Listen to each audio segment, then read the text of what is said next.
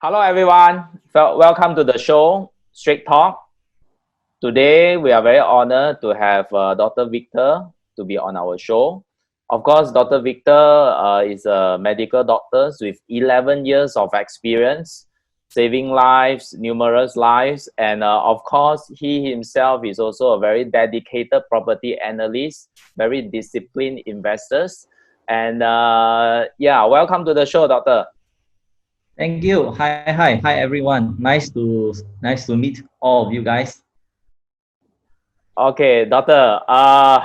It is very disheartening for us to read the news about the pregnant lady in Kedah as well as the doctor in Teluk Intan who just passed away that fail to disclose or hide the fact. How does it make you feel? I'm sure you have some doctors friend who are in the front liner. Could you comment? Yeah, that's a very good question. Well, when I first heard about this from my colleagues in Perak and Kedah, I was unequivocally angered by these type of patients. See, the very one thing that these people did that put the lives of people around them in danger is selfishness, ignorance, and a sense of indifference toward the lives of other people. You see, the public must understand about this COVID-19 virus is that the first 8 days of contracting COVID-19 for most people shows little to no symptoms at all.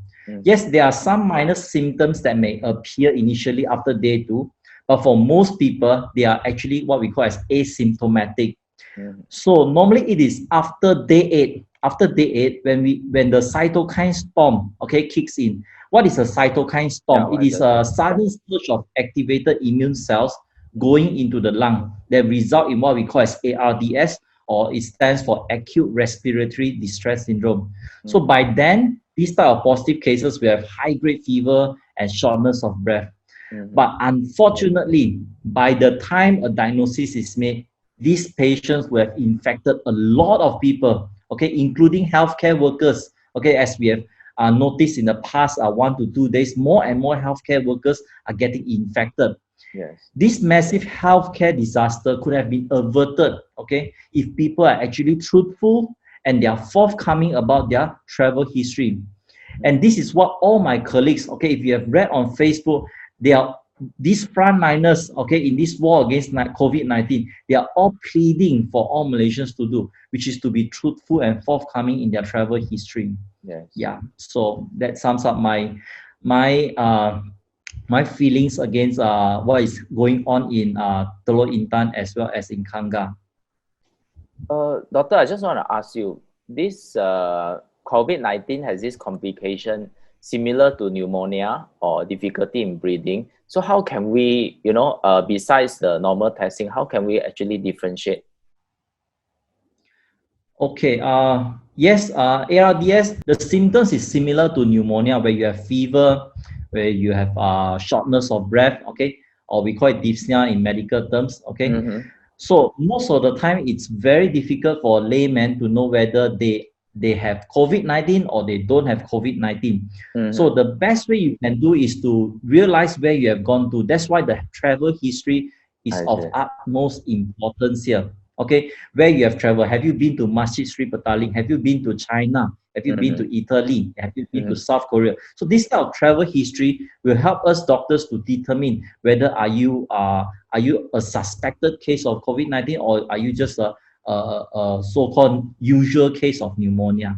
Understand. So, Doctor, what kind of precautions should we take to protect ourselves against COVID-19 besides drinking warm water and let our stomach acid do the job? Oh dear. For goodness sake, drinking warm water and letting the acid in your stomach do its job will not work. Listen guys, will not work. That is just total nonsense and stupidity in my professional opinion. So yes, you can drink warm water. It's good for your health, but it will not kill the bacteria. So what the public can actually do are these 4 things I'm going to share with you guys. Number 1, maintain good hygiene at all times. Learn the 7 steps of good hand washing. You can actually find this on YouTube very easily. The Mm-hmm. second thing you can do is actually what we call as social distancing of at least 1 to 2 meters. If you find the need to actually go out to supermarket or to sundry shop to buy for your daily needs. Number three, observe the restriction of movement order. Okay, do not try to attempt to find back holes or loopholes, or you want to try to cheat the system to try to go out. You see, unfortunately, we Malaysians, okay, even including me, we all love back doors, okay. But for you and you, yes, but for you and your family's sake, please don't even think of trying to break the order. And number four, be honest, be truthful, and do not hide your travel history. You have been to any epidemic areas, like I mentioned just now, Masjid Petaling, Italy, China, South Korea, and right now Indonesia. Okay, you see, this thing you have to remember: your lies will destroy lives, and your honesty can and will actually save lives. So always be honest in, always be truthful in whatever things that you are disclosing with your doctor. Mm-hmm. Okay, Doctor, we are heading for the recession, and how will this economic landscape change in months to come? And this time around, how will it be different from 2008, the credit crisis, or any other recessions for that matters? Yes, you are absolutely right, Dato. Okay, the entire world, not just Malaysia, we are talking the entire world, is actually heading towards a recession. And in my opinion, Malaysia is actually on track to a technical recession. Mm-hmm. So you'll be wondering, what is a technical recession? A technical recession is when you have 2 quarters in a row of economic contraction. Okay, so and there's no denying that all the signs that we are seeing right now. Okay, let me just give you an example. GDP growth rate has been reduced from 4.8% down to 3.7% and maybe even lower. Yes. And this year itself, we are seeing 2 double OPR cuts. And then you have, I'm sure most of you will know, there's massive drop in KLSE. Crude oil price is down, palm oil price is down. And all these points point to a very gloomy 2020 economic outlook for this country itself. You see, nevertheless, one thing that separates this COVID-19 financial crisis from all the previous economic crises of the past is the underlying nature of this crisis. Mm-hmm. I'm going to show you guys a slide right now, which shows you the full spectrum of the global crisis.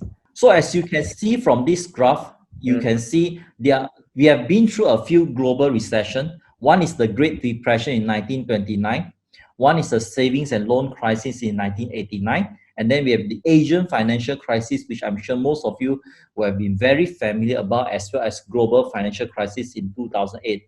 So the thing about that separates this COVID-19 financial crisis from all the previous economic crises of the past is the underlying nature of the financial crisis. You see, hear me carefully. The Asian financial crisis, as you all know, was due to the Thai baht being unpacked from the US dollar in July around 1997, okay? Which subsequently triggered a series of currency devaluation and massive flights of capital, okay? So the second one, which I think most of us have experienced, is the global financial crisis in 2008. Yes. Yeah, 2008. So this was actually triggered by the fall of Lehman Brothers, okay, in US itself, which started with a very unhealthy practice of subprime mortgages. Yes. So you see, this financial crisis happened due to an underlying systemic financial issues, okay, underlying systemic financial issues. So for COVID-19 financial crisis, on the other hand, is not actually due to a systemic financial issue. Instead, it is caused by an economic shock due to a healthcare crisis. So that is the main difference. A systemic financial crisis versus a healthcare crisis. And this is the reason why, although I predicted that we will go into a technical recession this year, the economy will actually bounce back faster than the 1997 and 2008 financial crisis. So you see, the underlying problem here, if you look at this graph, is not the financial system itself. The underlying problem for COVID-19 financial crisis is the virus itself. Okay. So if humanity can band together and Yes. conquer this virus by strict isolation and good hygiene. Mm-hmm. I am very sure we will be out of the woods in no time. You Mm-hmm. see, it took China 3 months of self-quarantine from Chinese New Year up till now to get out of the woods. And just a few days ago, I'm sure most of you have read the news in Wuhan, where Yes. the COVID-19 virus was first detected and Mm-hmm. became the epicenter of this pandemic. The Mm-hmm. Chinese government has finally decided to shut down the 2 makeshift hospitals that were built during the crisis. Mm-hmm. You see, today, if you look at it, China is actually helping even Malaysia. They are mobilizing resources to the rest of the world. And before we know it, I can tell you, China should and will be back on its feet as the superpower nation we know it is. So Mm-hmm. this is a testament to what can happen to the rest of the world if we stick together and follow the protocols set by the health authorities. And I think this will be the main difference between this financial crisis with the financial crisis of the past. This financial crisis is due to a healthcare issue, whereas the financial crisis of the past is due to a systemic Systemic. financial issue. So this Mm-hmm. is the main difference. All right. Doctor, how will it impact our property market as a whole? I'm pretty sure we will have many repercussions. Failure to service the loan, or tenant not paying on time, or asking for discount, etc., etc. What would be your take on that? Oh, that is a very good question. Well, I can tell you the real estate market in general normally lags behind the KLSE by around 6 to 9 months. Let me Mm-hmm. show you. Let me show you something here. Okay, as you can see, this is the KLC. This is the KLSE index from 1994 up to 2018. Mm-hmm. So what I've done as a property analyst is to extrapolate our real estate index into this graph itself. Let me just extrapolate and show you guys. So as you can see, the movement of the KLSE index as well as our real estate index, they actually have very, very close relation. Let me just show you another graph.